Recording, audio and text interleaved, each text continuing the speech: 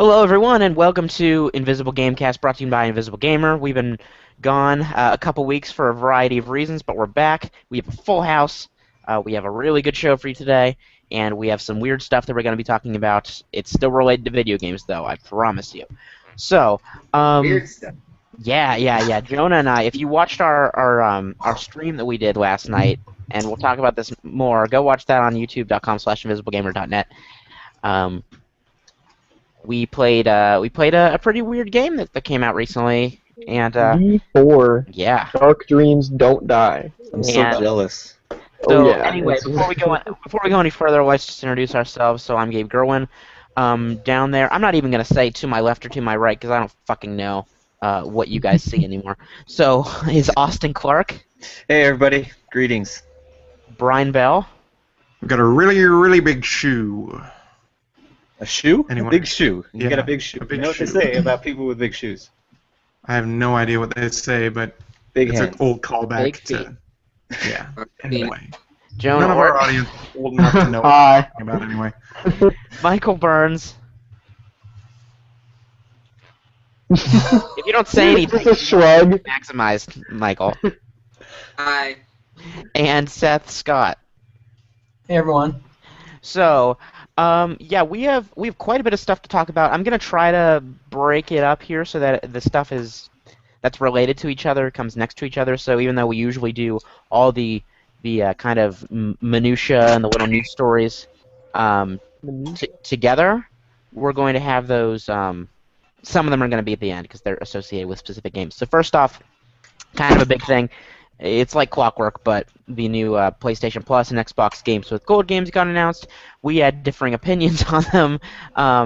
So yeah, we're just gonna, I guess, talk about this a little bit. Try to decide as a consensus if we like the games or not. Obviously, we have two stories up. You can go read them. They'll be in the description as well. So first off, we'll do PlayStation Plus.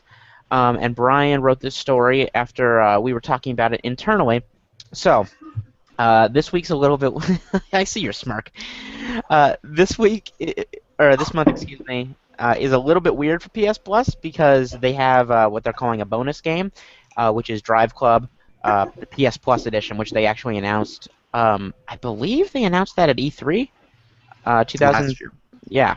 They announced that was when what's his face was still there. Jack Tretton. Yeah. He was the one who made the announcement. See, I already forgot. That's how short my memory is.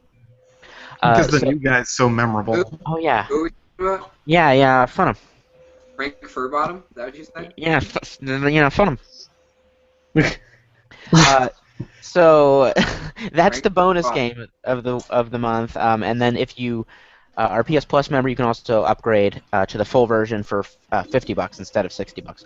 The other PS4 games are Dust and Elysian Tale, which is a port. It's also on 360, and it was actually, I believe, in a Humble Bundle because I have it on my system, and I would not have paid for that. As well, I lost my train of thought here, and that has some cross-buy features. Batman: Arkham Asylum, Dungeons and Dragons: Chronicles of Mystara, excuse me, Pix the Cat, Rainbow Moon, and I think I'm missing one. Spelunky. Spelunky. Yes, there it is. The So- The one I'm most excited about. So, Spelunky is so good. You didn't buy Spelunky Okay. already, Seth? No. What in the bloody fuck? Well, I knew I could get it for free, so I just had patience. Yeah, that's One of like, these days. That's like with the one from last month that I almost missed because I almost forgot to download until Gabe started shitting on the new releases. Which was yeah, we'll get to that in a second. TXK, I think it's called. Oh, Yeah, it's basically, what is it, Tempest? Yeah, but I haven't played it yet. But I downloaded it. I downloaded them all. It's pretty fun. I actually liked last month. Like PlayStation All-Stars, that was a really good one. No, my problem with it isn't the quality of the games, because obviously, some of these reports, some of them, like Pix the Cat, we don't really know. my problem with it was just that it seemed that the monetary value they were giving you per month was going down compared to, when they were giving away Uncharted 3 a year after it came out. Or I think God of War 3 as well. Maybe that's because... Yeah. Sorry. That was 2 years after it came out. 2 years? Okay. I was just gonna say that maybe it's because there was a kind of a drought in releases for a bit. So now that we're getting a bunch of releases again, maybe in a few months you'll start seeing the kind of games that you want to be free. Well, it's not just PS4 stuff I'm talking about. Like Vita 2, obviously there's not a great number of Vita titles they can give, and they've done well by that system. But I'd just like to see a little bit more, or if they're going to be doing these indie games, give a few more of the indie games, because I don't know. It's like they've cut when it you get a back game like- from what they were doing, where they would give like 7 or 8 games a month. What was it, like 2 for PS4, like 3 or 4 for PS3, and 2 for Vita. Mhm. So that was 8 games for all 3 systems, and if you had all 3 systems, that's a great value. But now it's just 6 games a month, 2 for each platform. Yeah, and it varies month to month what's good, what's not. Like I haven't even really had a chance to try out Sports Friends, but everyone seems to like that. What was the other one last month? Was it? It wasn't. It was There was Velocity. Velocity 2X. Velocity 2X. Oh, was that it? Okay, because I played that on Vita a bunch too. And then Vita got Joe Danger. Also a good game. Yeah, and that whatever. Yeah, Joe Danger. That was a 360 game at first, I believe, right? No, it was a No, it's PS3 PS3. game first. No, it's PS3. Oh, was it? Okay. And then it came to 360. Okay. And Joe Danger Yes. 2, or Joe Danger the movie, came to 360 first. Okay, that's what confused me. So yeah, that's what you're getting this month. Obviously, Arkham Asylum. I thought that was kind of a weird pick. A game that came out almost 5 years ago to put on PS. Obviously, they're trying to prepare people for Arkham when Knight. Arkham Knight comes out. Also, Which is- I've but the been weirder waiting thing- 5 years to be able to play as the Joker. Oh yeah. I'll buy Well, the game on a Nintendo system. You can play as the Joker in Arkham Origins. That's not what I'm talking about. Oh. Wait, you on What's that? Wii U? What? Can you on the Wii U version? Of Arkham Origins? Yeah. It's a part of the story. It's not a DLC. Oh yeah. It's part of the story. Yeah. That's right. It's been a while. It's been like a year. Yeah, I mean That's that game's not exactly memorable, but that part was cool. That game is memorable. But You're Gabe, breaking up a I, lot, Michael. Gabe, I do kind of agree with you on the weirdness of Arkham Asylum, since it was only a couple of months ago that PS3 owners got Arkham City. Is one of- Yeah. I could have sworn that they did. And EU PS3 owners got it like last year at some point. Yeah, like at this point, it wouldn't have been that weird to give away Arkham Origins, since they're trying to, if they're trying to, get all this hub up for the next gen, new gen, whatever the fuck you want to call it, the one that's on PS4. Current gen. The current Yeah, gen. Fine. Well, At maybe are they thought are of we it. near that point? They might have thought of that and then realized Arkham Origins is shit. Yeah, So they're but like, that's let's the type of game that you'd want to give away, just give the old one out. So, other Sorry, side of that coin. I have a question real quick. Does everybody actually think Arkham Origins is actually shit? It's way worse. It's not terrible. It's just really disappointing. I heard the story is great, but I honestly story haven't played it. sucks. The story What? is so cheesy. No. Okay. I thought the story story was takes okay. The story just takes confused every with- trope from Batman that you could Confused that expect. Brian hasn't played it. I don't. That's incomprehensible to me. Yeah, Well, it was right as I was getting ready for getting the PS4, so I didn't have a whole lot of extra money to spend at that point. the story takes every single trope that you could think of from Batman, and then the premise that they gave you in all those trailers is completely thrown out the door, and it just becomes what you'd expect if they just, had a 7-year-old write a Batman game. It's really, the story's awful. Blackgate is even more incomprehensible, and that game's horrible, which I know Michael and I disagree on as well. Horrible. It's pretty great. Yeah. It's made Well, by that's Armature. Who knows Metroid? But anyway, about 2013 games, unless we're talking about PlayStation Plus. So yeah, moving which on. we are. The other one, obviously, is Xbox Games with Gold, which is sort of the same deal. I like one of the games that they're offering, old games, I should say. So, Games with Gold has been offering, it was supposed to be 2 for Xbox One per month, and 2 for 360 per month. But the last couple months, they've been doing 1 new game on Xbox One and then keeping the one from the previous month on board. So, if you didn't get a chance to download Crimson Dragon, now's your fucking chance. Thank God. Yeah. Program The is officially called Old Games Circle, right? yeah. I was gonna say games with old. Well, but, I don't know. not completely, because the game Chariot, the indie game that just came out, it's on it's on a couple other systems as well, is free day one on Xbox One, and I played a bit of it. It's pretty fun. It's sort of like Spelunky. I can't, Michael. You're breaking up a lot. I can't hear what you're saying. Don't worry about it. Okay. Yeah, I don't know. Nothing about that game seems to appeal to me at all. But Yeah. But At least it's wait, you said new. you don't like 2D platformers before. no, I don't like all. I can't say that. I don't like all. I don't dislike every 2D platformer, but I'm just not a big fan of like 2D puzzle games, especially indie ones. Just not my bag. So the other two options, one of them I actually like, Darksiders 2. That was a 2012 game. If you didn't play this, well, you're not alone because it didn't sell very well and THQ went under. Although you can't put all the blame on Darksiders 2. But the game's fantastic. It's a nice blend of like Zelda kind of and God of War puzzle solving with the combat more from like DMC. It's a little bit faster. So that's going to be free, and I think that's free the second half of the month. The first half, Arkham Asylum again, not actually Arkham Asylum. It's Battlefield Bad Company 2. So 2 releases back. If you really want to play online where there's no one there, Yeah. well, maybe there will be now that it's free. Am I better now, That's guys? Yeah. Yes. Okay. I forgot I was downloading Bioshock on DD's iPhone 6 because I wanted to see if it was more optimized. So I just paused the download. So yeah, well, from what I played of Chariot so far, it's fun. It's got the sense of humor reminds me of Double Fine's writing a lot. The art style's pretty. Gameplay is actually a little bit different than I thought. Basically, like as the name suggests, you're pushing this chariot through all these levels that has like the soul of your nation's kingdom's king in it. It's a coffin, I think, with his dead body in it. isn't it? Yeah. Well, I think it's supposed to be his body. If it's not, it's like his soul, but maybe it is his body. And so basically, you're dragging it with ropes and stuff. It's hard to explain, but it's intuitive. The controls are really simple. Bad Company 2 I've only played briefly. I didn't like it as much as a lot of people did from what I played, but I think, maybe I should give it another shot if I have my 360 with me here, which I don't. Yeah. I really like the I mean, single-player story for that game. That's one of the few FPS single players I've finished. Yeah, a lot of people seem to like the Bad Company campaigns. Like Battlefield 3's campaign was fine, but it was just real dry.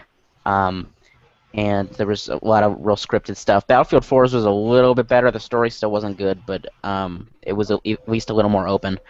But yeah. I have a related question for you guys. For like half of you, was the Xbox 360 like sort of the console that you came up with? Like, is that like your first console that you really loved? No. No. N64. Super Nintendo. I was just wondering, like, now that Xbox One and PS4 are the thing, even though like there's no backwards compatibility, like I'm wondering how many of you are planning on keeping your 360 or / PS3 like forever. Oh, definitely. The backlogs are too big. Like I have probably close to 100 360 games. There's no way I could get rid of those. The only reason I'm keeping my 360 is for Skyrim, which obviously I could play elsewhere, and Battle Complex. Otherwise, I'd get rid of it. So, does that just mean you don't want to play the games that you've played before, or you have other means to play them? I just mean like I'm not that attached to the library, other than Skyrim. Okay, guys, I just want to throw this out there. I'm playing Smash Brothers right now, and a new challenger just appeared, and it was Ganondorf, but I forgot I was not playing as Ganondorf, so I just ran off the screen and died. Yeehaw. That's what you get for trying to multitask while we're doing our podcast, man. Yeah, seriously, what the hell? But like, when it comes to like last gen games, like most of them I can play on my PC, like the majority of them. So like that's kind of where I get my backlog stuff. Like that's where I play it. So I don't have my Xbox 360 with me. I couldn't. I don't care. As soon as we get an Uncharted HHD collection, then I'll probably get rid of my PS3. I'm hoping that we do. Effect as well. Do you mean get rid of, or do you mean just pack it away? I don't know. That's something that I've been like thinking about more and more because I'm not a guy who has a lot of old consoles in the first place. I've thought about going and getting ones that I grew up with, but right now the only consoles I have are my PS3, my PS4, my Vita, and my PSP. So I have the last 2 generations of Sony consoles. And When's the last time you played your PSP? Exactly. I lent it to a friend, so I actually don't even have it in my possession right now. I've been playing. The last thing I played was Patapon 3 with Michael on the train when we worked together. You know, Turn that ska off before we get sued. There you go. you know what sucks about what? Oh no, I think that's on my end. Oh. Yeah, that is on my end. Oh, you're yelling at your dad again. Got it. No, I had an IGN window open and it autoplayed a video. I hate when websites do that. On the topic of Patapon 3, the day that game came out or the day after was when the big PSN hack happened, and then you couldn't play that game online for months. And because of that hack, I never was able to enjoy the game, even though I loved the first 2. So, fuck you, hackers. Yeah, that was right when I started working at CCR. What's that game? There was a couple games that got so many online games. It killed Motorstorms online. It killed. I mean, there weren't going to be that many people playing Motorstorm anyway, but. Well, but the big thing with Patapon 3 was SOCOM, yeah, SOCOM 4 would have done so well if the online was working. Yeah, the first one would have done better. Yeah, it would have done better. Yes. I can't get rid of my PS3 because the PS4 doesn't have PlayStation PS1 classics, and because also I have 8 PlayStation 2 games on my shelf. That's how I play them. So let's move on past this because we do have a lot of other stuff to talk about. So Ubisoft has been doing these kind of small little, well, pseudo indie games. You might want to call them, I guess, like Valiant Hearts and Child of Light. It looks like they might be doing another one moving forward. And so we have a story up you can read about this. There's a little bit of a quote. I think it's from the Ubisoft Montreal VP of Creative. His name's Lionel Reynaud, who said that this team wants to work. What the hell are you doing? Talking, listening. I'm listening. Okay. And so they're going to be making another game, and my question to you guys is, what type of genre do you want, like, something, assuming it's within the same engine, the UbiArt framework, to tackle now? We've seen old school sort of RPG, we've seen, like, story-based puzzler. What do you think's next? And obviously Rayman is platformers, that's out. Sure. What's that? Text adventure. The prettiest text adventure you've ever seen. Oh. With Becky. FMV. Yeah, that'll... How would that even work in engine? I want a Stewart Shark. For a serious answer, something like Castle Crashers, like a 2D beat 'em up. Everybody does that. I think that would be pretty cool. I think I would just rather have them keep making platformers, because out of those like 3 types of games, I think Rayman was easily the best. I didn't like Child of Light. Like, I wanted to, but I don't think it was that fun of a game. Yeah, I didn't play it. I keep seeing people talk about it. Obviously, I reviewed Valiant Hearts, and I really liked that, but obviously the games are all pretty, but I think it just depends on what genre you like, too. Yeah. I'd like to see them tackle like a run and gun with this. Like a Metal Slug type thing? Yeah, well, but fast, that'd be cool. something faster, yeah. How is what faster than Metal Slug? I don't understand. Does not compute. You need to play some other run and guns. Yeah, Metal Slug's not that fast. I've played. I'm just saying anything. We don't need more running guns. We got Broforce coming out. And we just got Super Time Force. Super Time Force is awesome. Broforce looks like Super Time Force, but without the stuff I like from Super Time Force. I'm about to resume an Invisible Gamecast tradition I'll be right back with a brownie. Oh, I thought you were gonna drink. 'Cause that's what makes the episodes fun. I don't have any alcohol right now, so actually I do. Combine them. Just pour it all on your brownie. Yeah. Super Dear spike your meal. Lord, no. Yeehaw. I could drink this whole thing if you wanted. That would be the Probably best not. Invisible Hey, you Gamecast. could. Do you mean it's possible for you to Ever. consume it, or possible for you to consume it and not die? Because if it's the latter, I'm all for it. He wouldn't die from that. He would be hungover as shit, but he wouldn't die. He's stronger than that. Oh, what is happening? So while he's doing that, any other genres you guys want to see? Would you like to see them get really weird and try to do like a first-person game with this? Music game. Music game would be good. Are you just setting up Yeah.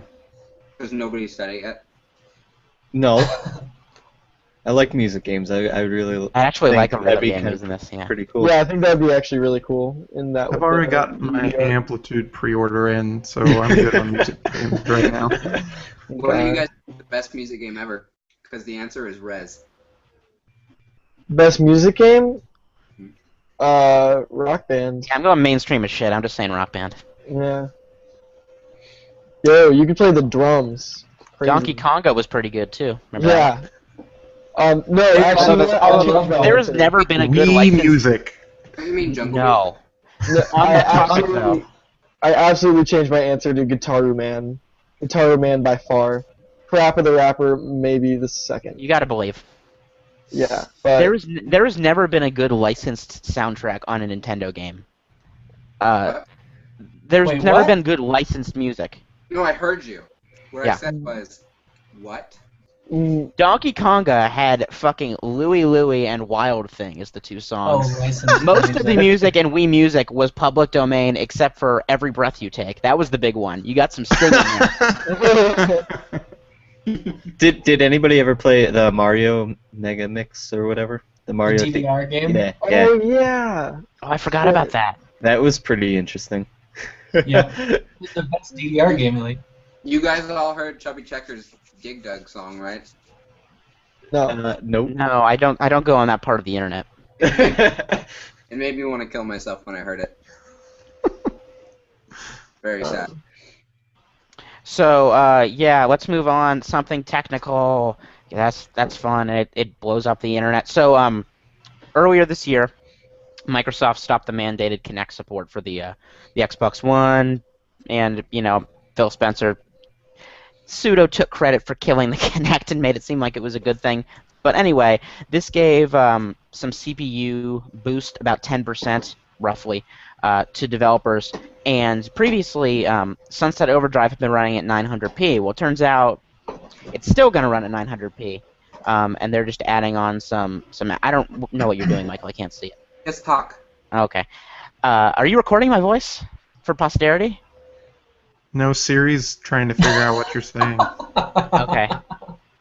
So anyway, the game is still going to be at 900p. It's still going to be 30 FPS, and they've instead used the boost to put some more AI on screen and stuff like that. And what I want to know is, when something like this is available and you're able to do something technical, give your game a boost, what is the most important thing to you? Obviously, Jonah, yours is frame rate, so we don't have to talk about it. For me, I actually like this because I'm not I don't really care that much about frame rate or resolution as long as it looks okay, and the frame rate as long as I can't see it chug too much, that's fine. So you're not playing the Vita version of Borderlands 2? No, I don't have Borderlands 2, and I kept wanting to get it, and I was excited to get the Vita version. When it came out, I just said no.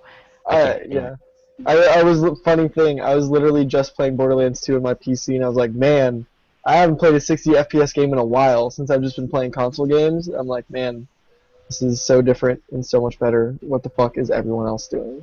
Well, I will say that some 60 FPS games make me dizzy. Really? Yeah. Like what?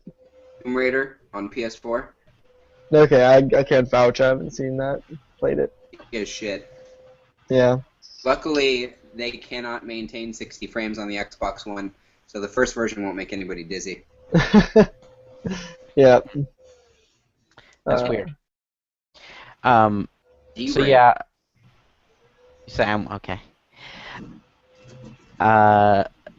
I don't know. Obviously, this is an open world game, so this doesn't apply to all genres. But this is something I didn't expect. You think maybe I think the resolution thing is more of a not buzzword, but it's a good marketing thing to say your game's in native 1080p, and that's why the lawsuits are going out because it's not, and they made a big deal out of it or whatever. But I saw Destiny running on an Xbox One. I've seen it running on a PS4. Yeah. Well, Destiny, they actually and Sunset Overdrive still looks. Yeah, they did get it up to 1080p. Same with Diablo 3. Yeah, Diablo 3. I have not played on Xbox One, but Jonah has. What's been your experience with it? Are you talking about resolution? Yeah. And frame Like, rate. technical I stuff, can't frame fucking rate. tell. I don't care about resolution. It looks fine. I don't know. What about frame rate? Frame rate? It's chugged a couple times. When those like Nemesis events happen, like there's just a lot of particle effects, and it's chugged a little bit, which is a shame. But yeah, I can't tell you about resolution because I just can't really tell. What? Game are you talking about? I had to step away. Diablo 3 Oh. on the Xbox One. And so let's move on. Same kind of. This isn't exactly a technical thing, but it's been revealed by senior level designer Vincent Ouellette at I guess Ubisoft Montreal on Far Cry 4 that the map is going to be about the same size as Far Cry 3. And this is open to like wider discussion too, but he says it's going to be much denser and there's going to be like much more to do.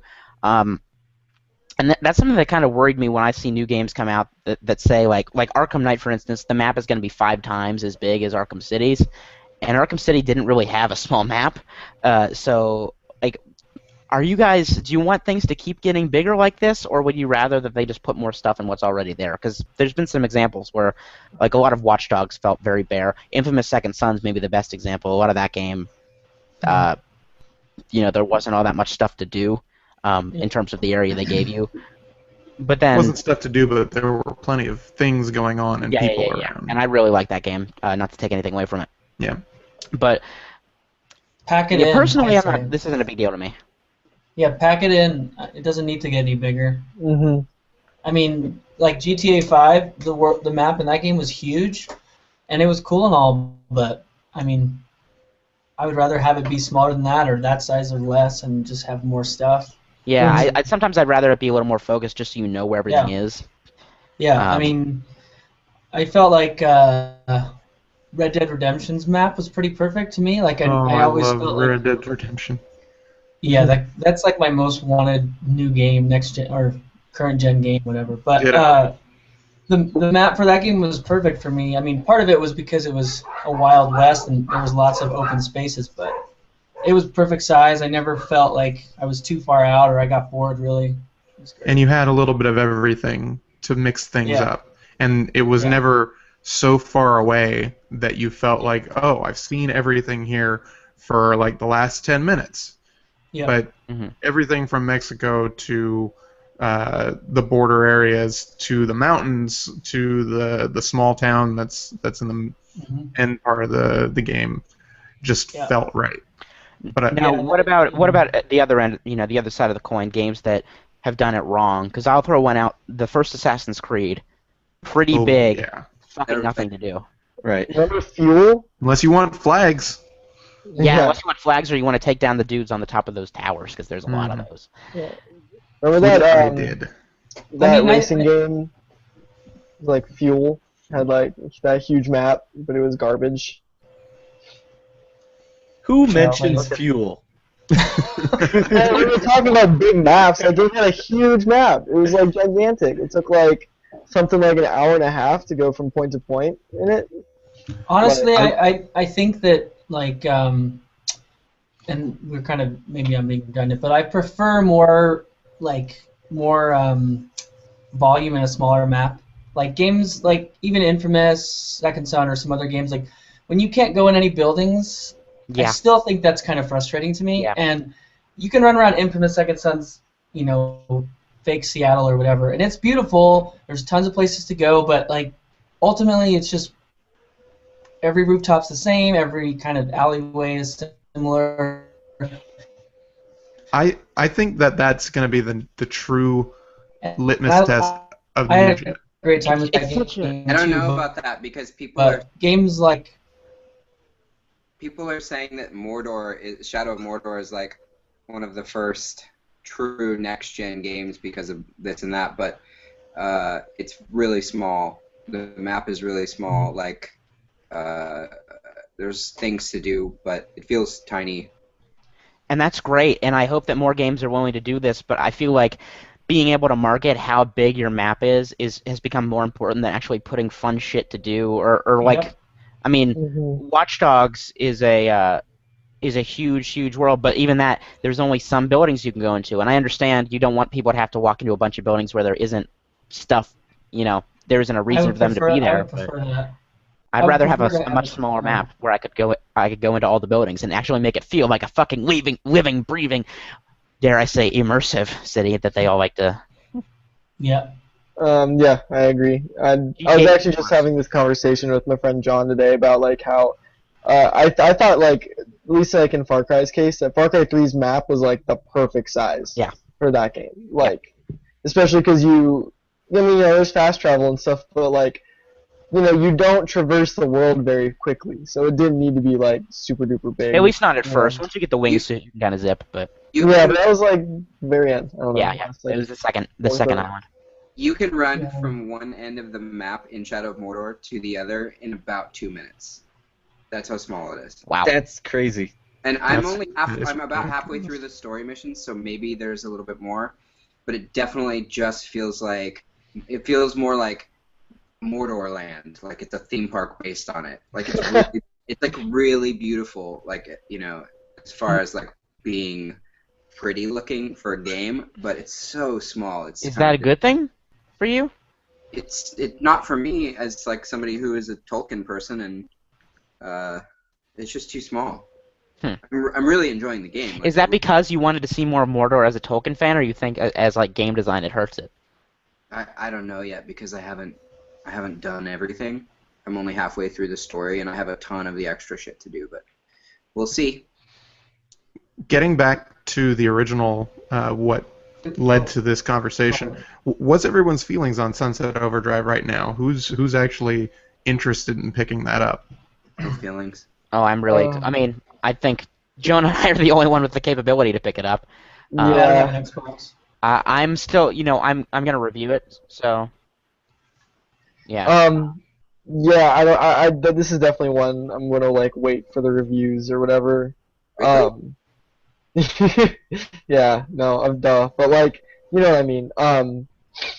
Just I don't know, like I like the colors and I like all the comparisons getting to like Jet Ground Radio.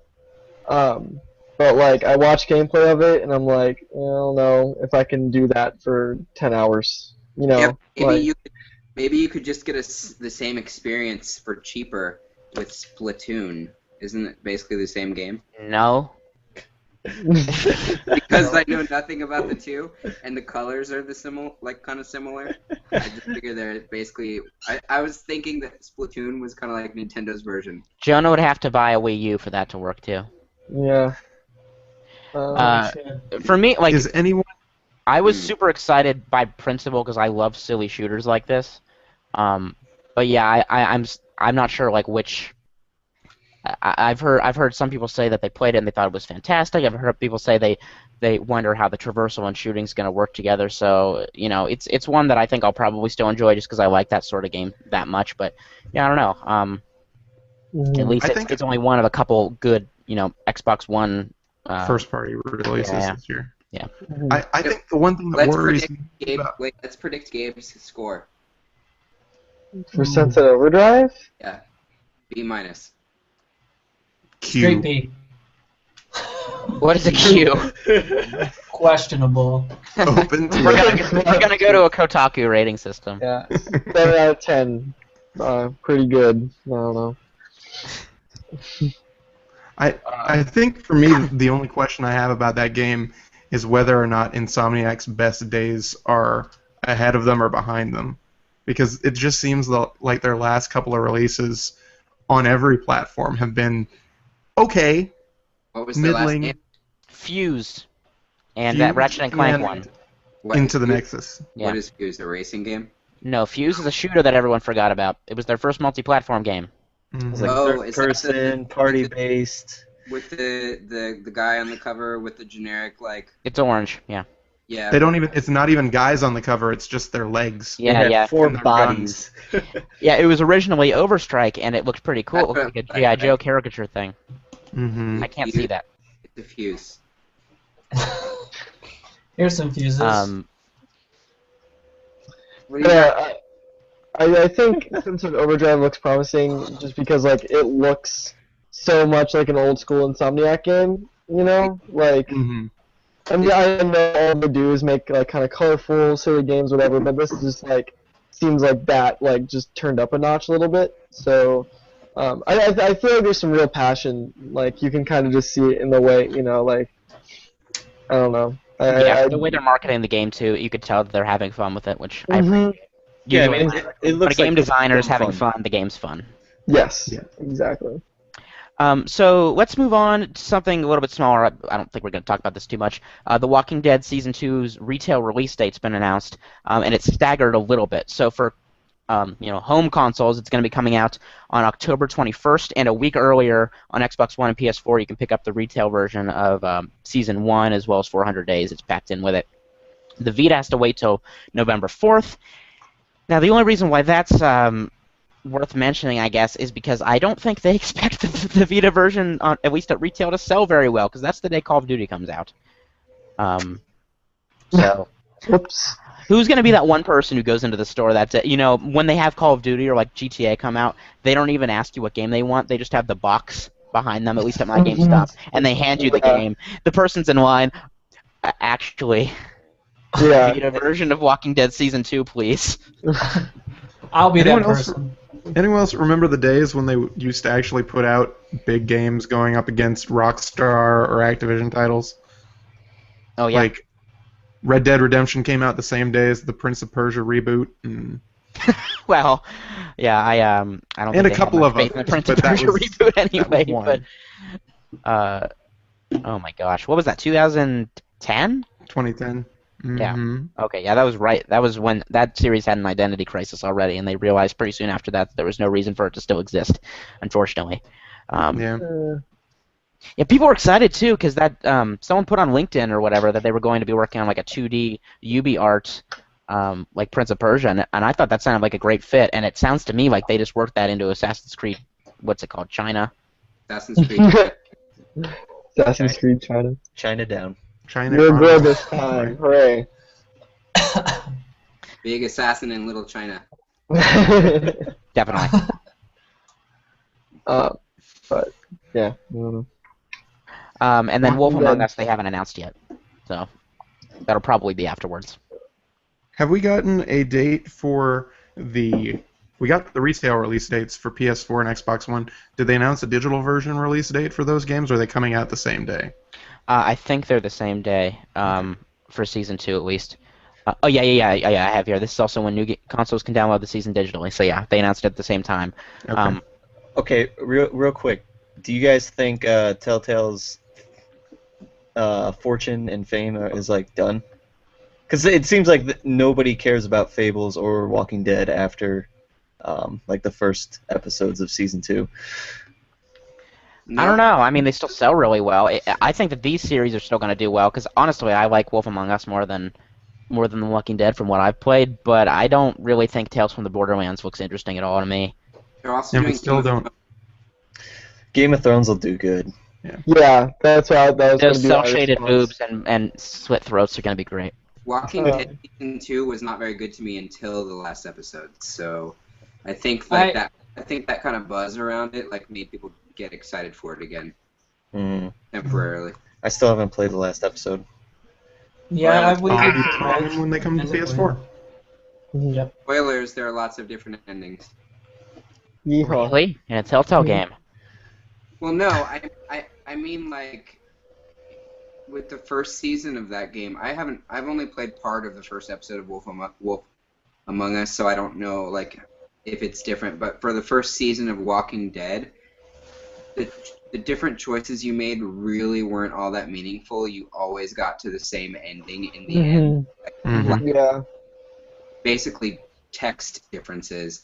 But with Season 2, even though I didn't think that the season was very interesting overall, all the decisions you made throughout, like every single episode, led to how you would end the season, and those are significantly different. So. Okay. So just a quick thing to mention before we move on. I just thought that this was sort of curious.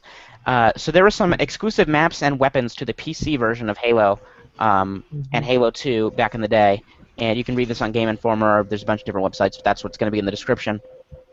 And so they posted an FAQ, and they said that these maps and weapons will be in the Master Chief Collection as well, even though they weren't ever on the Xbox version, which is cool. So now to something that is freaking creepy to me.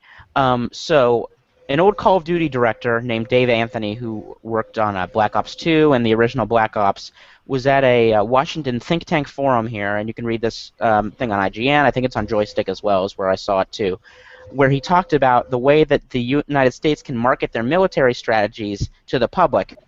And this is the fucking weirdest thing I've ever heard someone admit about game marketing. Here's the quote. When we have a new product that has elements that we're not sure how people will respond to, what do we do as a corporation?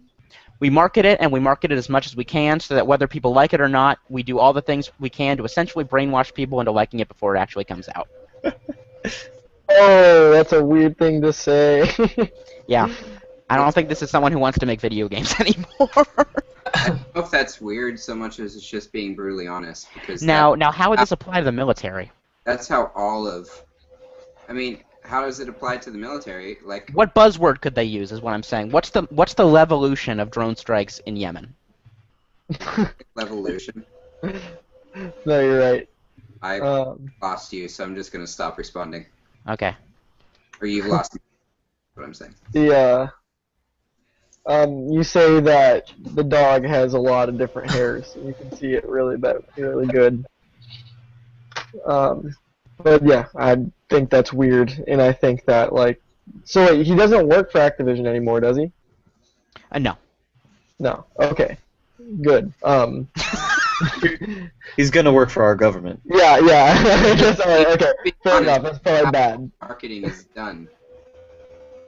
True, but I don't know. I guess as a PR major, I think that's insane that someone would say that about marketing. You know, I don't know. Well, yeah. I mean, it's not like it's unprecedented. You know, subliminal advertising. Yeah. No, you're right. Studied. This doesn't sound subliminal at all to me, though. This sounds like they're trying to just trick you into thinking that you like something by telling you over and over and over again. Now, Levolution, Michael, you didn't play the Battlefield 4 beta or anything? Which? Battlefield 4, the beta. Did you play it? Okay, so Battlefield 4's big thing, this Levolution, is that there's usually one area and a bunch of in the maps that'll change. And so the one that they showed off at E3 when the game got revealed was the huge building in Shanghai falling down. And it wasn't that exciting, but they kept mentioning it to see what people thought, I guess. And that was the big focus, was this dynamic changing map design, and it was really a gimmick that got old super quickly. Honestly, Call of Duty's never really done that with their advertising, except for, I guess with Ghosts they did it with the dog a lot. Yeah, that was the joke I made. It's yeah. But looking back, I can't really think of anything they've done like that in the past Call of Duties. They just said it's Call of Duty and people bought it. But yeah, that's what's confusing about that too. It's I can't remember any weird gimmicky advertising stuff. You know, like you're saying, a Levolution or a weird feature that I don't know. I haven't. EA likes doing that a lot, and this is actually a nice segue. They're doing it with The Sims 4 right now. If you watch the trailers for that they're showing on a lot of YouTube videos, they emphasize how weird the characters are. They say so smart it's weird. But what I want to talk about, this is something EA has been doing in a couple other games. Free DLC to add stuff that should have been in the game in the first place, but it is free coming out afterwards. So over the next few months, we're going to be getting Ghosts and Pools. No toddlers yet, though, in the Sims 4. They're coming. When I say they're we, I coming. mean people who bought the game, which is not me. But I don't know. Do you think maybe this will be a game that, with that new re-review strategy that some sites are doing, will do better in like a year's time when it's actually finished? Who knows at this point? I don't think so. I don't think it's particularly better because I think Sims games are sort of like catering towards Sims fans. I think like it's like there's two people in this world: people who like Sims games and people who just don't. I think everyone who likes Sims games already bought it. I don't know though. I don't agree with you there. I've talked to some people who like them, and a lot of them say this, like they'd just rather play The Sims 3. They see that as the bigger improvement and the better game, and it's like even me, like I have I think it's just the first Sims Deluxe Edition or whatever, which I still think is a really good game, or I have the Game Boy Advance version of Bustin' Out, which is fucking awesome, and you should all play that game. Gross. Well, look at Sim City, which released last year. Was it really last year that it came out? And how terrible that launch was. And they corrected pretty much everything that people had fault with that game. Not the city size, but yeah. Not the city size, which is hard, which they've admitted they can't do because of limitations that they put on themselves when they were developing it. But pretty much everything else, all of the systems that were messed up, they fixed. Have we seen anyone go back and re-review it since then? Not really. Has it really gotten back into the mind share since then? No. And that's a problem he has to fix. It's a public perception sort of thing, and it's their own fucking fault. And I applaud them for delaying Battlefield Hardline. I applaud them for not releasing a Need for Speed game this year because they didn't think they were going to be able to do something. But also because there's like 10 driving games coming out this fall. That's true. But I mean, they're giving it a full year, and I'm sure Forza 6 will probably be out this time next holiday. Well, I hope it's not out because I hope they actually make it good. But GT7, if you believe Kaz. First we'll get GT7 Prologue. We didn't get a GT6 Prologue. Let's be fair about that, though. Oh my god, I remember making fun of my friends so much for buying the Gran Turismo 5 Prologue, and I was like, I just laughed till anyone would show it to me. Did you like Gran Turismo 6? Did you play it? I didn't play it. I liked 5, and 5 got even... 5's another case of a game that improved dramatically with updates later on. Like, people hated that game when it came out. And it still got pretty good scores, like 8.5 on IGN and a couple of 9s. But then the 2.0 update came out, and it just took off because people loved what they did with that. But not many sites were doing the re-review thing that they were doing, that they're doing now. And so not a lot of people knew about that. I like it because it seems more of a public service to people to let them know if a game is worth getting at a certain point, and less of a look at me reviewing the game just when it comes out. Yeah, I don't know. I just want to see what people felt about. Hey guys, I'll be right back. I'm sorry. Okay. Yeah. I hated Gran Turismo 6. Oh my god. So I don't know. I hope next one's better. So, everyone says AAA games are dying and indie games are becoming the next big thing and all that stuff. So we have some numbers that make it look like maybe that's going to be an issue. So Kickstarter pledges are down more than half since last year. Yeah, this is interesting. So this is from I think Eurogamer is where I got this. So they mentioned the Yog Ventures game and Clang, which were both canceled. And I don't know. I think a cynicism about people actually being able to deliver on their promise, because for every Double Fine adventure project, it seems there's been a couple of games like this. Here's a question. I have a question though. Is that is this based on though the fact that there's like probably double the amount of Kickstarter games? Does it take into account that? This isn't percent. This is money pledged. Oh, okay. So it doesn't. Okay, that makes sense. So in all of 2013, $57 million were pledged. In all of 2014 so far, $27 million have been pledged. Okay. I was just making sure it's not a percentage, because there's probably like double the games right now. It's gross. Yeah. The other question is how many major like well-known releases have been announced this year and kickstarted. The only one I can think of is Amplitude, and that barely hit its mark. Like, it took till. Did he just break up for anyone else? Yeah, I lost him. Repeat what you just said, Brian. Oh no, Nope. it's Mike. Nope. Mike. Sorry. Nope. Nothing.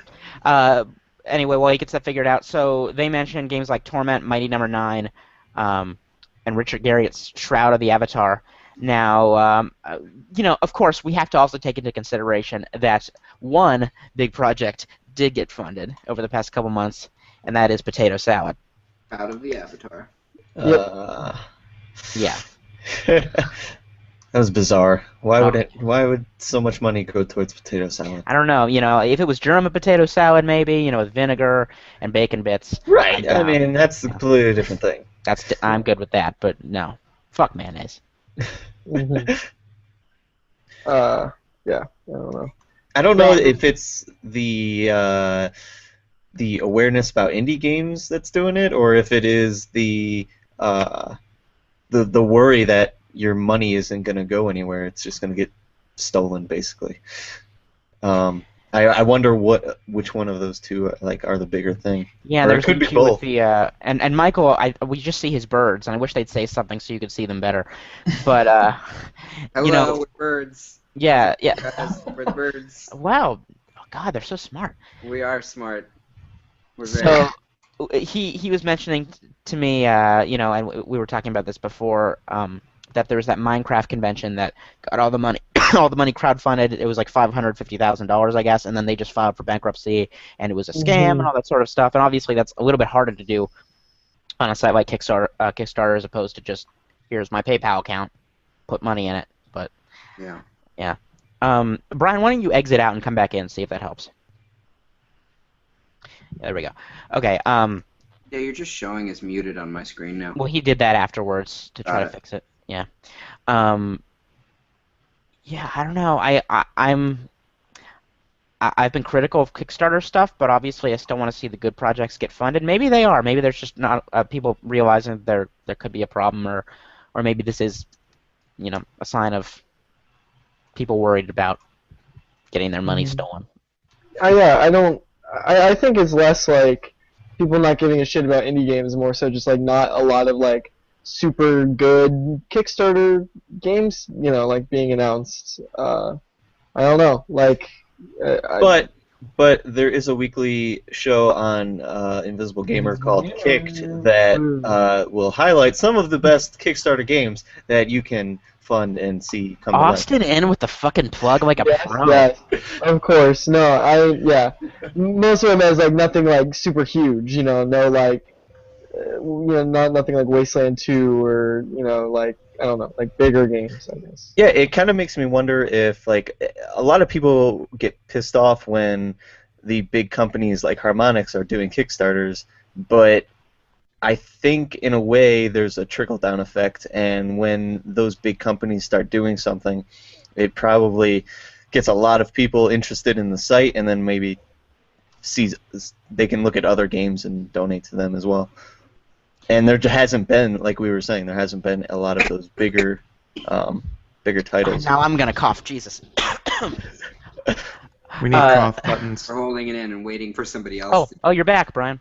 Hey, I can speak. Yeah, it's working now. So we have two By the reviews. way, speaking of Brian, hey guys, who am I? Oh yeah, that's the picture. That's his little picture. He's real demure. He's looking off, So we had two reviews that went up recently. The first one, and we're just going to talk about these very briefly because then we're going to be moving on to our main topic. Hyrule Warriors. Michael, you reviewed that. Okay, it's a good game, but the big news is, do you guys know how much this is selling for on eBay? $1,000. $300. So for reference, that's only available in New York, correct? Yes, how much it sold for, not what it was at when you looked a week ago. $700 plus. Damn. Wow. So, Enjoy. You can buy an Xbox One now. I'm not. Yeah. Nor am I selling it. Don't You can sell buy it. an Xbox One and no, you can't buy it with Kinect. Why do I want an Xbox One when I can play 90% of the games that I want to play on PS4 with twice the frame rate? 3,000%. I like how close you got to the camera there. You're like really talking into our faces on that one. Obviously, I'm usually accused of the Sony fanboyism here. You guys don't care what I'm saying. That's fine. And you know the controller touchpad? It's also a button. Yeah, Crazy. it's true. Also a button. Yeah, when you go into the troll area, I think is when people start talking over you, but I don't know. 3,000% better. So that's how you rub it. Proven. Okay, so that review went up, and I guess that's all Michael wanted to say about it. So Austin, It's a good game. It's a lot of fun. What is somebody else It's here? has been, played? I'm playing it right now, Me too. I'm playing it a little and I love it. by right now, do you mean are you pulling a Michael and actually playing it while the podcast is going? I mean, I can play it. No, I can live stream it while you guys talk on silent if that's interesting. It's easy. Easy to do that. It's really great, honestly.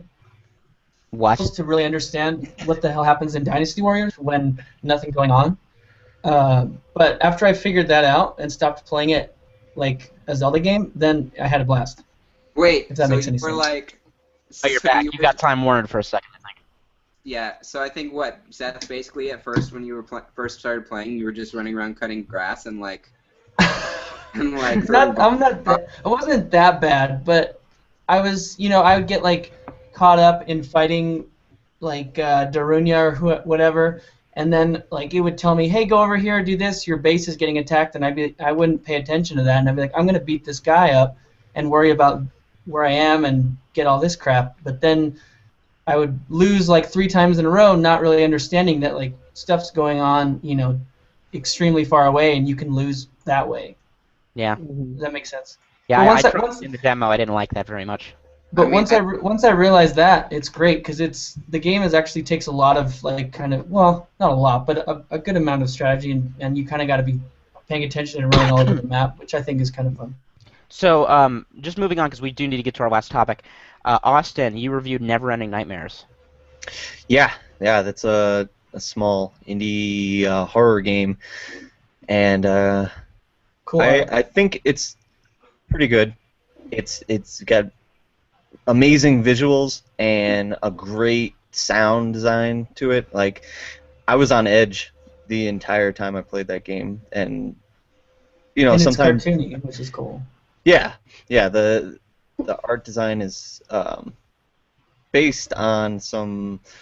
I forgot the artist's name. It's in the review. It though. looks like the Shel Silverstein compilation books. You know, Edward the art style they Gorey. use in those. Yes, Michael. My favorite got it part- right. Mm-hmm. My What? favorite part about Say it again, said Michael? Edward Gorey. But what I was going to say is my favorite Oh yeah. about Austin's review was how he tweeted to the developer, "Hey, I reviewed your game, and it wasn't even good enough to be a B-." Hey, it's still awareness. I'm just kidding. Wait. How did you actually word that tweet? No, it was just the typical like I reviewed this game by X developer and he included them, and I was like, oh, that he must have really liked it then, because like personally when I review a game, especially by an indie developer, and I don't like it and I give it a bad score, it's really hard for me because I just feel bad. It's really hard for me to like do that. Well, that game Cuban Star, I gave a C-, and they tweeted out my review. Yeah, and like I Game? gave it a C+. Cuban Star when that came out. Yeah, that's okay. Yeah, I was gonna say I remember that. Like, I was gonna bring that up actually. I just couldn't remember what game it was. And like I felt like my review, like I liked the game, and that's kind of why I wanted to tweet at them, because I think in terms of horror, like it does a great job. It's just the gameplay is incredibly simple, and it's not very interesting in terms of strictly gameplay.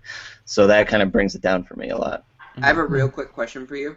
What's a better horror game that you might be able to recommend that you maybe played and wrote about this week on this week's Retro Halloween weekend? I wrote about Sweet Home on Retro Halloween weekend. What's that? That's a pretty fantastic. Michael's, what's that? That's a pretty fantastic Capcom developed game that was released for the Famicom in 1989. where you play as 5 different characters entering a haunted house, and it basically is the beginning of... It's all the elements that make it into Resident Evil, basically. There's like item management, there's horror. Would you say it's a precursor to Resident Evil? What'd you say? Is this Resident Evil before there was Resident Evil? Yes, for sure. Like, there's even the door opening scene where you open a locked door and it just shows the door, and then it creaks open. Nice. It's also based off of... Go ahead. A movie. No, Yeah, I was based on a just... movie. Go ahead. Based off a movie. I was going to ask you a quick question, and maybe too long for another discussion, but you're saying that Neverending Nightmares game, the gameplay was just too simple or repetitive, or was it like broken or not fun? No, it was just simple and repetitive to me. Well, never ending. You see, It was it's like to me, and this is totally just playing devil's advocate, but if a game has like a atmosphere, and you're talking how fun, wonderful the sound is, which is extremely important to me, especially, but if a game has those elements and it's simple and repetitive, but it creates an amazing atmosphere, like that to me is almost more important than gameplay at times. And I mean, I'm not saying your review is bad. I haven't played the game, and Your review sucks, Austin. No. But I'm just curious. I just wanted to know if I should play it or not and give it a try, because I honestly do kind of personally, atmosphere and and getting into the game is almost more important to me than if it's extremely deep or has all these layers beneath it. Yeah, I get what you're Just to be saying. clear, he gave it a C+, which is good. I didn't give it like a horrible score. Yeah. For me, like, I appreciate the atmosphere a lot, and that goes a long way for me. Yeah. In general, liking the game, but in this specific game, the gameplay stood out to me as being like repetitive and simple. Like, there's enemies that you have to just basically sneak by, but it's not fun in like a stealth sense. It's just like walk straight up and around them, or hide in a closet and wait for them to shake the closet and then walk away. Like, it just wasn't very interesting in terms of those points. Cool. Yeah, but No, I mean, that's understandable. I was just curious because I just want to know if it was more that the gameplay was broken or if it's just not your cup of tea. I would recommend it. Like, if you look at it and think you're interested, I would recommend it. Yeah. I'll stop talking now, Gabe. Yeah, we need to move on. So the last topic, and the reason why I was pushing it is because this is going to be a longer one.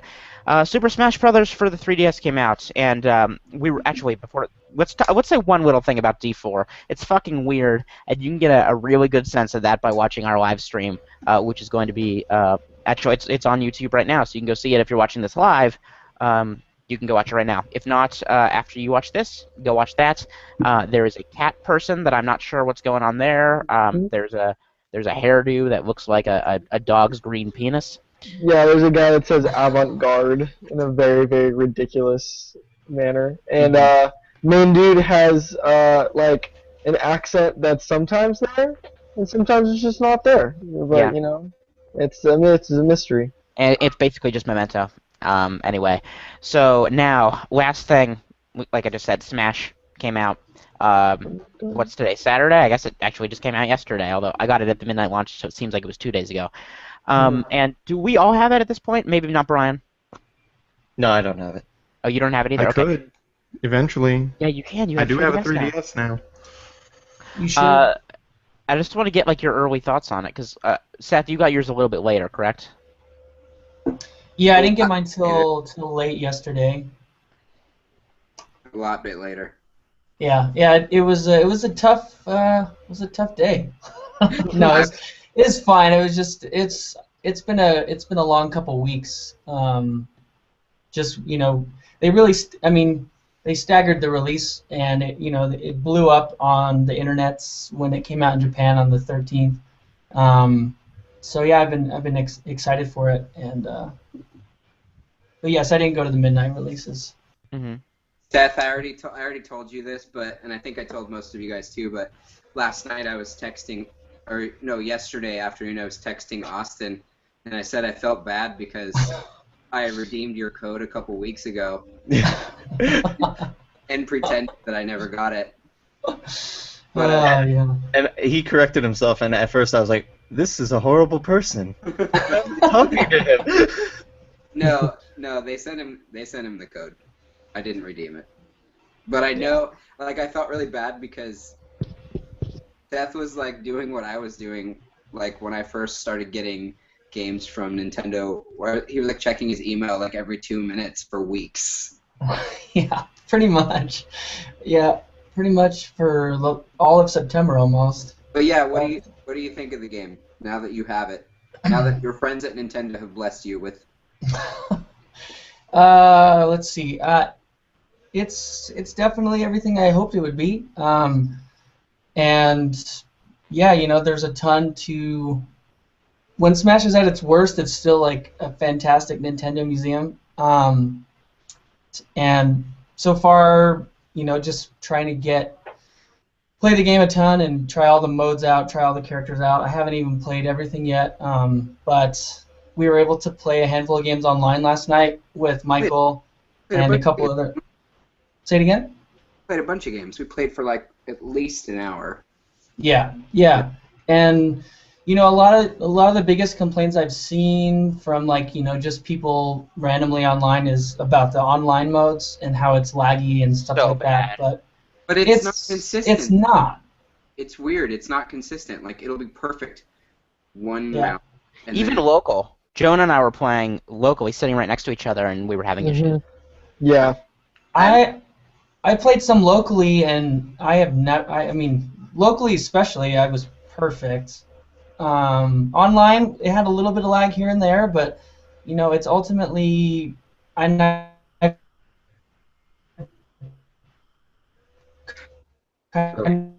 up. It looks like frozen in thought. I'm gonna have to mute him, I think. Read some stuff and heard some stuff, but talking about. Oh, jeez. Yeah. Okay, I'll unmute you in a second. We just need to get you back. All right. Okay, we're good. Yeah, Seth. You're censoring media. I can say as a person who doesn't really like Super Smash Bros. Games very well that I like it actually a pretty good amount.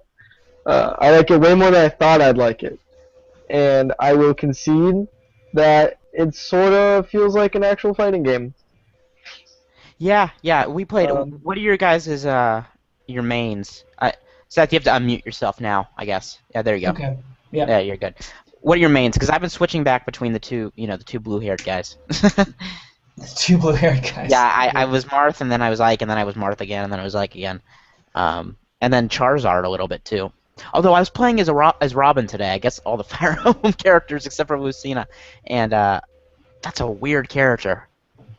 Mm-hmm. Oh, Little Mac. Little Mac is pretty good.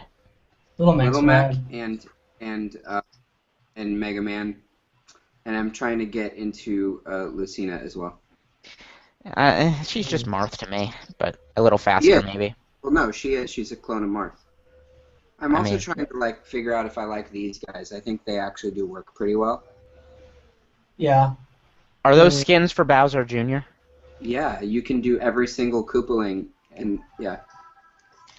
Oh my God! You know who's great though? I made a custom me of Ron Jeremy, and it is so good.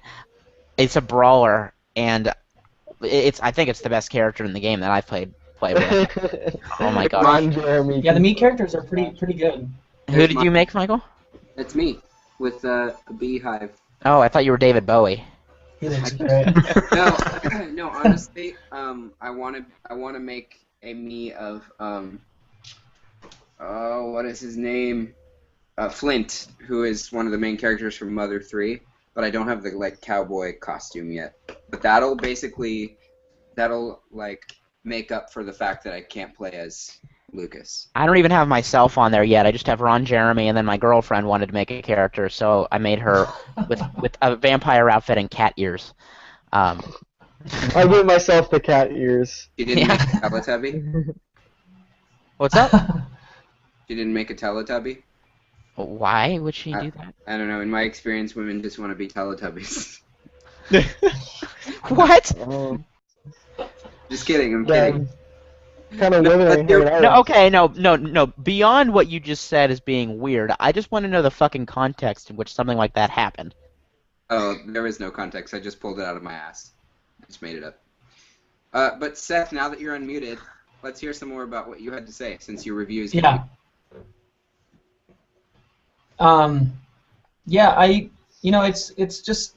It's one of those games that am I going bad again? I can hear you fine. You can hear me okay? No, you're good now. Just keep going. Okay. Yeah, Smash Bros. is a game that, I'll play a ton when it first comes out. I'll unlock everything, try and get a ton of, all the trophies, all that stuff. And the single player, will last me a good amount of time, but it's a game that I still play every time with some of my best friends whenever we hang out, because to me, the multiplayer is just unmatched, and it's super fun. It's always just hilarious, and when I'm playing with my best friends, we just never get frustrated, even if I'm getting my ass kicked. It's just always fun. You're breaking up again. Yeah, he's turning into Neo. So unpredictable. I'm one of those. Me? Going bad? Yeah. Yeah. Dang it. I gotta say, I love, and I didn't know this was a feature, but I love that you can save replays and watch them at any point. Like, I know that's like a standard feature in a lot of games, but yep. Seth, the problem is that you're lagging, so you'll say something and then it'll get caught up. Yeah. You're not hearing stuff until a couple seconds after we are, so. Yeah. I don't know. Why it's so bad. But... Yeah, well, I mean, Sorry. Jonah and I, we were really evenly matched, so that made it fun. But like, I have definitely gotten pissed playing Smash with people, and it's weird. Okay, raise your hand if you miss Subspace Emissary. Anyone else? No. Oh! God, no. Yeah, Austin misses it too. Smash Run isn't very good either, by the way. I didn't Smash think it was Run's great, but I like the idea of it. Yeah, I just liked having a stupid story with all the You characters. guys just like the goddamn cutscenes. It's true. Everybody who likes it. Everybody who likes it's like, doesn't it's like so cool to see these characters fighting. It's like, yeah, watch it on fucking YouTube. But that's the thing. Sakurai said he won't put him in this one because people will put them on YouTube. And I'm like, fuck you. They can't put them on YouTube if you don't fucking make it. They're just going to have to make a machinima. And it's also because, like... What you're watching is me and Seth playing last night with some other guy. Oh, is That this other the guy one? has a name, and his name was Robert Paulson. Nope. So speaking of was- which, I was playing the Gnome Bomb mode in Plants vs Zombies Garden Warfare, and when one of the scarecrows exploded, Crazy Dave said his name was Robert Strawson, and I lost it. Nice. There was a match that Michael and I played with some other people last night where I won at literally the last second, and it was just priceless. And it was because I had a blue shell which should have killed you, and then like you got some other stupid item and killed me. No, I got the Captain Olimar ship, which leaves the stage, but then we forgot it was gone, and then it came back down like 10 seconds later and killed him, and I won. But that unpredictability is the beauty of the game. Now, Jonah, you posted a video on Facebook right before we started this that I watched, and I want to know if that's still possible. Has anyone done a wombo combo yet? What is that? Explain this, Jonah. Well, okay, I don't know, but like there's this really ridiculous YouTube video of team play in Super Smash Bros. Melee, and like these two people who are playing, like I think Captain Falcon and Fox, like they like grapple a dude and then throw him, and then the other guy grapples him, and they just keep going back and forth and just grappling them, and then they just throw them right off the fucking stage, and then they go fucking buck wild, and they just start like they're all yelling, "Wombo combo, combo!" And then at the end they're like, "My dick is so hard right now," and like it's really good. Yeah. But no, I play King DDD, which is interesting because like I didn't. What? That's your main? Yeah. Get out of here. It was so much fun I only playing play him as dumb Marth. characters. I only play characters that are fucking ridiculous. I was always an Ice Climbers guy, so I need to find someone as dumb as the Ice Climbers. Wobble, baby. Yeah. So yeah, we were playing that, and I learned the beauty of. So I found the counter moves to be pretty useless when you're playing against the computer because you can't predict when they're gonna attack. But against other people, man, that counter's freaking good. Yeah, super good. Oh my gosh, I was playing as Marth against Jonah, and eventually you just had to use that sucking move. Yeah. What move are we talking about? Because I am actually not a Smash. Down B. Okay, so down B for Ike and for Marth and for a couple other characters is a counter. And so basically whatever damage your attack does, it does that to them. So if you're doing like a smash and they counter it, you get smashed. And it's a real quick move. Is it like from any range? Yeah. No, not exactly. Well, you can counter like projectiles, but it's not gonna like hurt them like that. But if they're right next to you. By the way, I just want to speed. Speaking of projectiles, fucking Seth, man. Every time I would shoot anything at him when he was a villager, he would snatch that shit up and either throw it back at me or just pocket it, and I would never see it again. Like I could never hit him. I could never hit him with a projectile. Yeah, my one like thing was King Deity's his up B.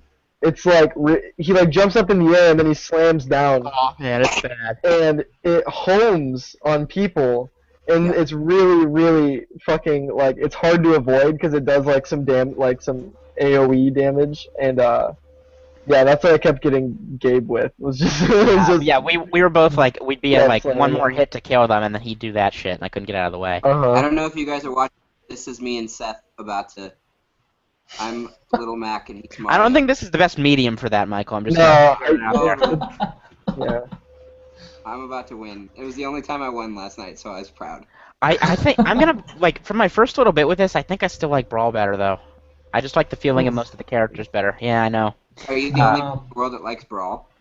I love Brawl, man. I loved Brawl more than Melee too. Actually, I was not one of those crazy people that just hate everything about Brawl and complain They're not still. crazy. They're just hipsters. It just feels to me that this game, they made such an effort to make it iterative and to make people like it that didn't like Brawl and to make it competitive and all that stuff that they just took some of the soul out of it. Like and some of the characters just feel like they tried to overbalance them too much. Like I don't like the feel of Pit anymore. He was my main in Brawl and I can't use him anymore. Lucario I never liked anyway, but he sucks now too. And I don't know. You know, I thought that I was gonna like Greninja, and then every time I do anything with him, he goes Greninja. And I'm like, You sounded like Jim Sterling doing a Willem Dafoe voice. Yeah. No, I think Brawl was fantastic. I think I already like this one better though. I think it's just finely tuned a little more. But you know, everyone's got their own opinion. It's fine. But you know, I like to play the most current game just because. Why not? It's still great. Fantastic. Yeah. Plus, that's where people are. Yeah, exactly. Exactly. And it's exactly. fun. And that's And huge in this. Like there's so much cool stuff. Although, like, I want to point out something. I was interviewing the Smash Club for a story I'm writing. It's for class, unfortunately. Like about what they're gonna do, and a lot of them, like people who haven't even played the new one yet, they're saying we don't care. We like Melee. We're gonna keep playing Melee. Melee's our game. It wasn't like they were excited for Smash Brothers. They just fucking like Melee. And I think it's going to be really hard to get the competitive scene to jump on board. For this game, it's going to be fucking impossible. The latency is just too much of an issue. For the Wii U version, maybe. We're still going to have to wait and see. Well, the competitive scene's not going to play online no matter what. Yeah, but I mean, even local multiplayer with this. Yeah, but local multiplayer on Wii U, there's not going to be a latency issue. That's what I'm saying. I'm saying the 3DS version. I played it locally. I mean, I can definitely tell the difference online and when you're playing, even with a great online connection, and when you're playing it not online. But when I played locally, I couldn't even tell the difference. Jonah and I had moments where the Smash icon came up and started going around because it was. Yeah. Were you playing? When were I you was playing in online? We were local? sitting on the same couch. No, I know, but were you going through The No. online? No. Or No. were you going No, it was completely local. weird? When I was in line for Hyrule Warriors, there was a ton of people that wanted to play the demo, and I was like, I'm trying to play Fantasy Life here, guys. And they're like, no, let's play Smash. So, but even local, like with that, it was unplayable because there were so many 3DSs around.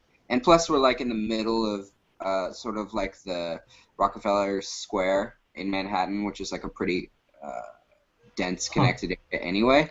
So, sorry, I didn't realize. I don't know why I was holding up the whole. Yeah, thing. I was wondering what the fuck are you doing? I just didn't realize it was over, and I was anyway. But yeah, it was unplayable, like with everybody around me. Mm-hmm. So. Weird. I haven't had that problem, but just the fact that Michael and I were able to play online on launch day last night, I was a huge fan of Brawl's hopeful online mode because Melee and 64.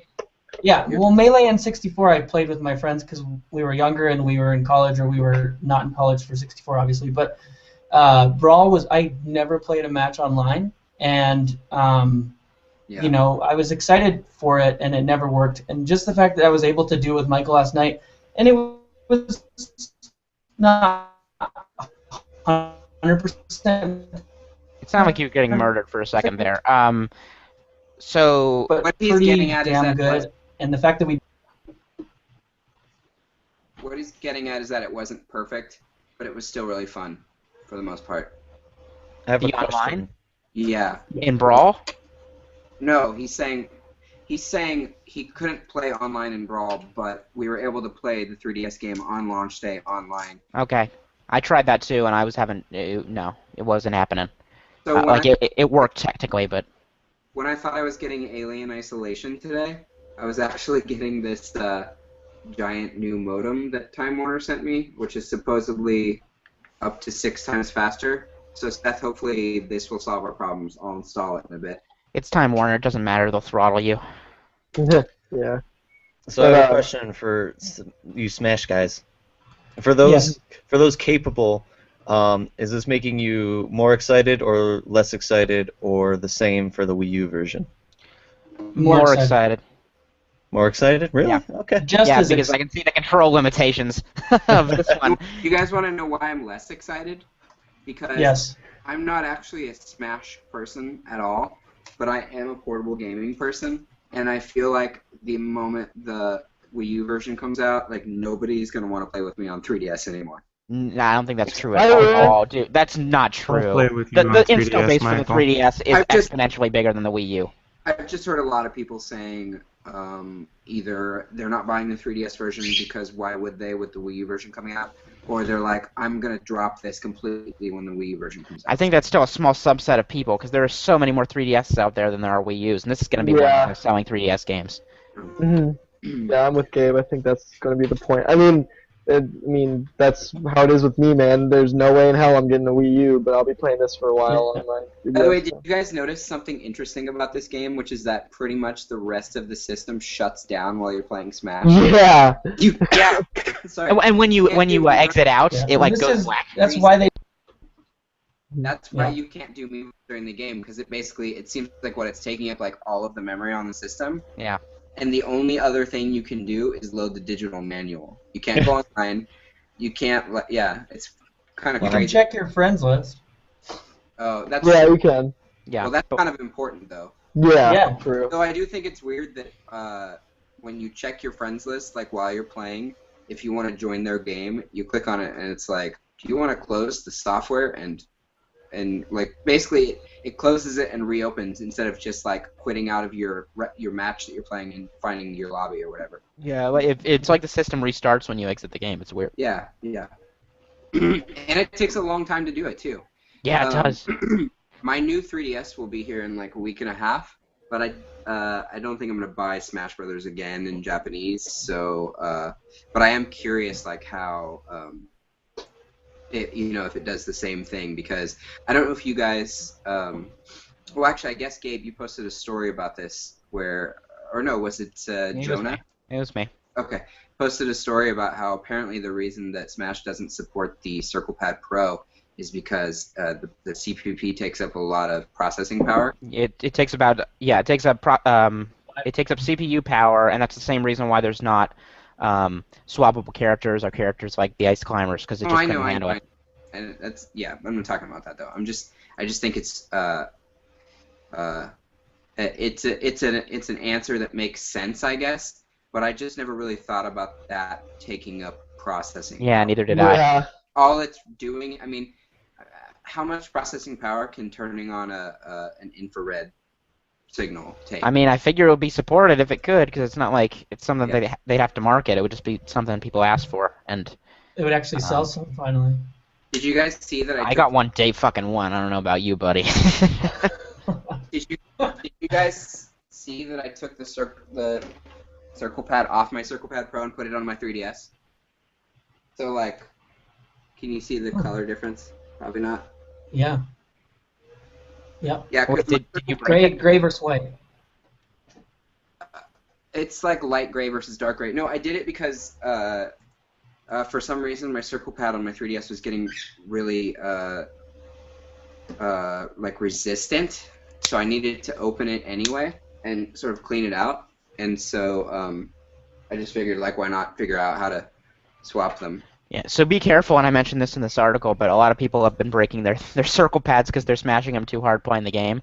So yeah, just don't get too intense with this, guys. But if you do break it, all you have to do is buy a cheap Circle Pad Pro and send me that in your system, and I'll replace it for you. It's really easy to do. Like, honestly, if you have the right 2 screwdrivers, you can probably fix it in about 10 minutes with no prior experience. Super easy.